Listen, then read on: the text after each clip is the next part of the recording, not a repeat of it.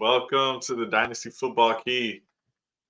Hey, we just had the Kansas City Chiefs win the Super Bowl about 5 minutes ago. So wanted to just jump on here and record a updated 2024 mock draft in the first round. But we're gonna go ahead and make sure that we get the Kansas City Chiefs at the end of the draft order since they won. So let's go ahead and make that update. This will be real satisfying to you Chiefs fans. So I'll go click here, edit draft order, move the Chiefs down. Hey, congrats, back to back. This is an incredible roster. You've got Patrick Mahomes, maybe get another year out of Travis Kelsey.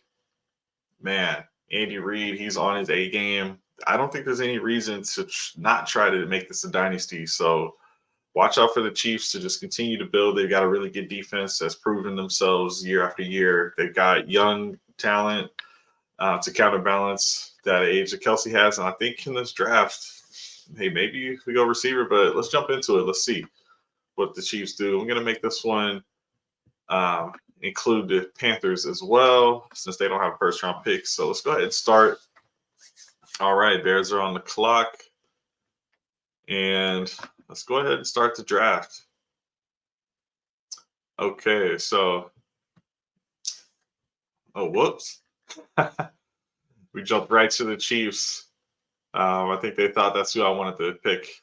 Let's do a sneak peek. I mean, I think the Chiefs deserve to just get talked about first anyway. So I might give them a couple looks here.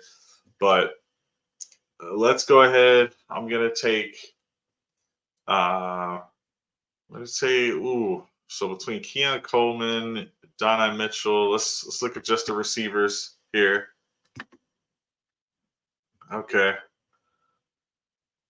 Yeah, I think it's between those first two, and let's both of these players are pretty big. Um, Man, this is gonna be a tough one between these two guys. I really don't think it matters for the Chiefs. They've drafted multiple players who have contributed on various levels of good to great to not that much at all, and they've still been able to put it together. I think for this one, let's go ahead and take Keon Coleman. Both of those receivers are really big, so they can get it done anyway. Let's go ahead and just take Savondre Sweat here. Nah, I'll take Xavier Worthy with that speed. I'm surprised he's even here. So just double tap on the receivers there for the Chiefs. I'm gonna start another mock draft and just do it for every pick. But wow, Chiefs. Hey, I bet the Chiefs fans would love to get Keon Coleman and Xavier Worthy in the same draft. Let's go ahead and do another mock draft. This time, let's get. So I do want to edit order still, but I don't want to be picking as the Chiefs. So let's turn that. Let me select all. That's what I messed up. There we go. Hey, don't blame me. We were having some fun watching the game. Let's start this off. So Bears are going to be on the clock, and on the last draft, I went a little contrarian with the quarterback pick. This time, I'm going to go ahead and take Caleb Williams because I don't have to say too much about Caleb Williams. You guys know who he is. Really, just what we're hearing is becoming closer to that consensus top pick. But he's got the arm talent, just like some of these other quarterbacks have, and he can really adapt to any situation, whether it starts off good or needs a little work and he needs to carry the team. I think that's exactly what the Bears need, and they'll have a fresh contract to build around Caleb Williams. Here at the next pick, Washington Commanders, they need a quarterback. They're going to take Drake May here. He's going to be supplanting Sam Howell here. He took over for Sam Howell at UNC, and it's going to end up doing it again here in the NFL. Next pick, I'm going to slide down and give the Patriots. I'll go ahead and give them Jaden Daniels. at the 103. Get them a quarterback, solve that situation. We'll take Marvin Harrison Jr. for the Arizona Cardinals. And the Chargers, I believe I went Malik Neighbors last time. I'm taking Joe Alt this time. Give them a big tackle who can really protect Justin Herbert. And the New York Jets got a big need at receiver, so give them Malik Neighbors out of LSU. Okay, Tennessee Titans at the 107. Everything I'm hearing, they're going offensive tackle, even though I would love for them to take one of these skill positions. So give them Olufashanu. And Falcons are on the clock. They've got a ton of weapons. They definitely need quarterback. But let's give him Rome Odunze. I haven't seen them adding a skill position in many mocks. Giving a compliment to Drake London, that's not a tight end. I think that makes a lot of sense to me.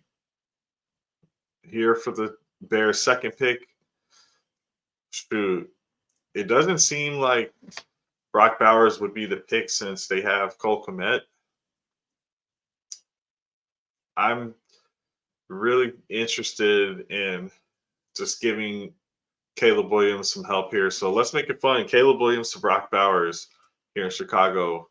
We'll have DJ Moore on the outside, Brock Bowers going across the middle, just a safety blanket. And, Roshan Johnson can catch passes out of the backfield. So he'll have all three levels of the field pretty much covered. We'll see what else they do. Okay, Jets on the clock. They definitely need a tackle. So we're going to go to Talisi Fuaga out of Oregon State. And the Minnesota Vikings. We'll see if they re-sign Kirk Cousins. I really want to go best player available.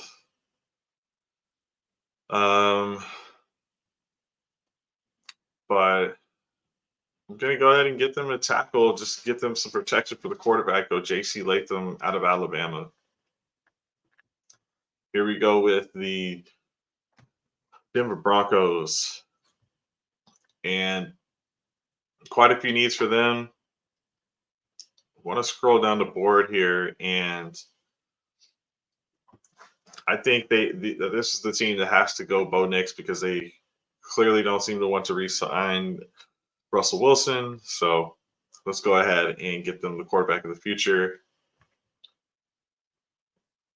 I'm taking a look here for the Raiders, and let's just get someone that let's get them a player that can really fit that identity for the Raiders. Get Jazon Newton. He can really get after it on the defensive line there. So we'll see what he does for the Raiders. And then on the clock at 14 is the New Orleans Saints. A lot of the tackles have gone. That's really what they needed. So let's get them some help on the defensive edge here with Dallas Turner out of Alabama. Pick 15 is the Indianapolis Colts. Let's hook up the Colts fans in our lives and really get them a good player. I know we see some value following here with Cooper DeJean, so going to go ahead and pick him up. Really athletic player, one of the best athletes in his class. Seattle's at pick 16. Let's get them Jared Verse out of Florida State. He's an edge. Really fits that defensive mindset with that new coach that they've got. Here we got the Jaguars at pick 17. And let's go ahead and get Laiatu Latu out of UCLA. Cincinnati Bengals. They have every interest in protecting Joe Burrow. He's had 2 seasons shortened by injury. I like the idea of getting either this tackle or Jackson Power Johnson. I'm going to go with Armarius Mims out of Georgia. And the LA Rams, let's get them the best player available in Nate Wiggins. Pittsburgh Steelers on the clock at pick 20, and they could use some help in the secondary on defense, but let's keep their quarterback healthy as well with Jackson Power Johnson, biggest, heaviest prospect coming into the league at the center position. Really showed some good skill at the Senior Bowl. And now on the clock, pick 21, we've got the Miami Dolphins. Let's see if we can find. There we go. Jordan Morgan, tackle out of Arizona. Protect Tua, give him time to throw the ball. That's all you really need to get to those weapons with Tyreek and Jalen Waddle. Pick 22, we got the Philadelphia Eagles. And I'm going to go best player available. There's no Georgia players that I want to take without reaching, but they always just take best player available and can clean up that way. We've got pick 23 here with the Houston Texans. I took a receiver for him last time. Yeah, it might have been Brian Thomas Jr. The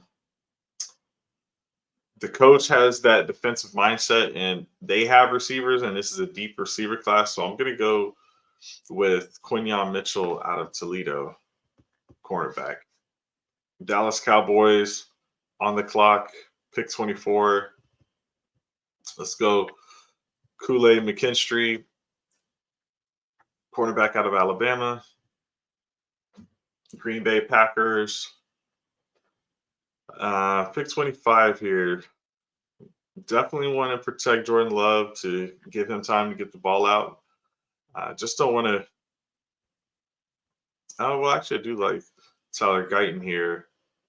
Let's see. I'm actually going to have to go Byron Murphy. They haven't really had issues with scoring the ball. It may come in one half or the other, but they have been able to put up points, but the defense hasn't been able to keep up with the shootouts that the offense is creating. Pick 26, we've got the Tampa Bay Buccaneers.